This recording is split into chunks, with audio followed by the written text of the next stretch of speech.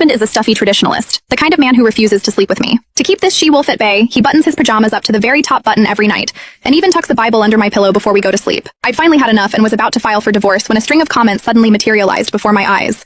Poor Dragon Lord. About to be abandoned right in the middle of his heat. This side character is so blind. He's not putting a Bible under your pillow. It's the art of seduction. 108 positions. Why don't you just touch him? The Dragon King's rocket is about to explode. If he wasn't so scared of freaking you out, he would have taken you hard a long time ago. I froze, pulling back the divorce papers I was about to hand him.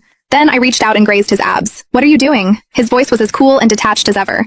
The floating comments continued to scroll past. Is the male lead a ninja? How can he hold back like this? It's the third day of his heat. It's not his fault. He's just terrified of scaring her off, so he's forcing himself to be a perfect gentleman. He's hopelessly in love with her. No wonder she thinks he doesn't like her. Tonight she's going to storm off to a club to find a male model and get caught.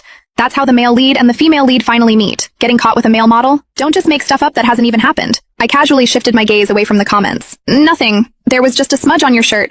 I was just wiping it off for you. Arthur Price didn't say a word, just stared at me for so long I started to think he'd figured out I was planning to divorce him. Nervous, I was about to crumple the divorce papers in my hand when I saw him grab his bathrobe and head into the bathroom. My heart sank. I barely touched him and he had to go wash himself? Is he really that repulsed by me? But the comments were going wild. Silly girl, he's not washing you off, he's... OMG, he finally lost it. She just touched him and he's already in the shower taking a cold one. Ah, he's in there whispering her name. My face flushed. Was this a comment section or a peep show? An hour later, Arthur emerged from the bathroom, his voice much clearer.